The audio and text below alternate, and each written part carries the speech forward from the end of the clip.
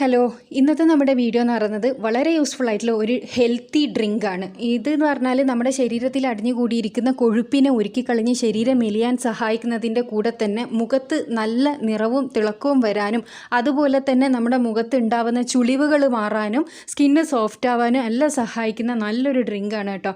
ഇത് ഹെൽത്തിയുമാണ്, അതുപോലെ തന്നെ നമുക്ക് ഒരുപാട് ബെനിഫിറ്റ്സ് ഉണ്ട് ഇത് കുടിക്കുന്നതിനോടുകൂടി. അപ്പോൾ ഇതെങ്ങനെയാണ് തയ്യാറാക്കുക എന്നുള്ളത് നമുക്ക് വീഡിയോ കാണാം. അപ്പോൾ അതിനാദ്യം നമുക്ക് വേണ്ടത് എന്തെന്നാന്ന് വെച്ചാൽ 1 കപ്പ് ഓട്സ് ആണ്. ഈ 1 കപ്പ് ഓട്സ് എന്ന് പറഞ്ഞാൽ ഏകദേശം ഒരു 100 ഗ്രാം ഓട്സ് കേട്ടോ. അത് നമ്മൾ 1.5 കപ്പ് വെള്ളത്തിൽ പുതിർത്തി വെക്കണം. ചെറിയ തരിതരിയുള്ള ഓട്സ് ആണെങ്കിൽ ഒരു 4-5 മണിക്കൂർ കൊണ്ട് തന്നെ നന്നായി സോക്കായിട്ട് കിട്ടും. അല്ല വലിയ തരിയുള്ളതാണെന്നാണെങ്കിൽ നമ്മൾ കുറച്ചധികം നേരം തന്നെ സോക്ക് ചെയ്ത് വെക്കണം. അപ്പോൾ അങ്ങനെ സോക്ക് ചെയ്ത് നിങ്ങൾക്ക് രാത്രി സോക്ക് ചെയ്ത് വെച്ചിട്ട് രാവിലെ തയ്യാറാക്കി എടുത്താലും മതി. അറ്റ്ലീസ്റ്റ് ഒരു 6-7 മണിക്കൂറെങ്കിലും നമ്മൾ ഈ ഓട്സ് സോക്ക് ചെയ്ത് വെക്കേണ്ടി വരും. ഇനി ഇത് ഈ വെള്ളത്തോടു കൂടി തന്നെ നമ്മൾ ഈ മിക്സിയുടെ ജാറിലിട്ടിട്ട് നന്നായിട്ടൊന്ന് അടിച്ചെടുക്കണം കേട്ടോ. ഞാൻ പറഞ്ഞല്ലോ 100 ഗ്രാം ഓട്സിന് 1.5 കപ്പ് വെള്ളമാണ് എടുക്കേണ്ടത്.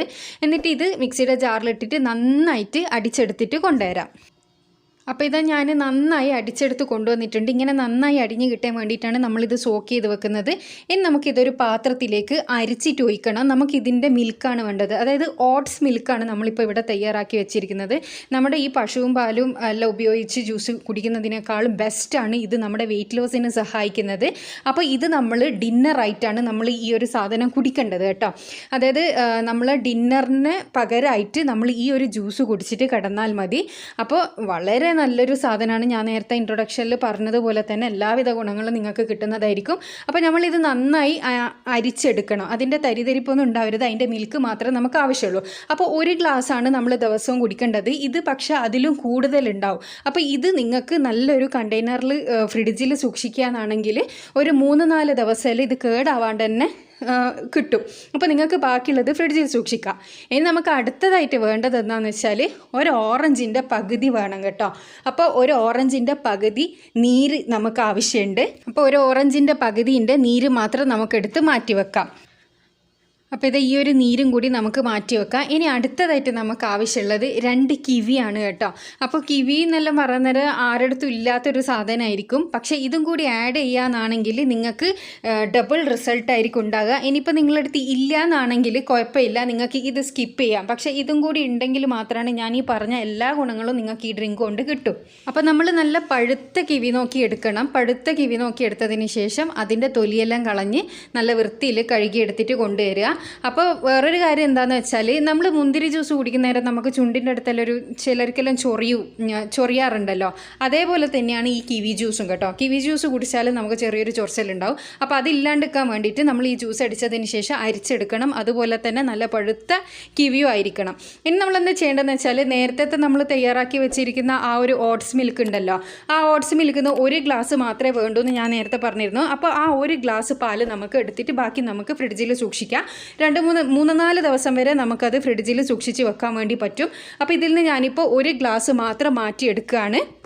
ഇനി ഒരു പാല് ഞാൻ ഈ മിക്സിയുടെ ജാറിലേക്ക് ഒഴിച്ചു കൊടുത്തിട്ടുണ്ട്. നമ്മൾ നേരത്തെ മുറിച്ചിട്ട് വെച്ചിരിക്കുന്ന ആ ഒരു കിവിയും കൂടി ഇതിലേക്ക് ആഡ് ചെയ്ത് കൊടുക്കാം. പിന്നെ നമ്മൾ റെഡിയാക്കി വെച്ചിരിക്കുന്ന ഓറഞ്ചിൻ്റെ ജ്യൂസും കൂടി ഇട്ട് കൊടുത്തതിന് ശേഷം ഇത് നന്നായിട്ട് അടിച്ചെടുത്ത് കൊണ്ടുവരണം.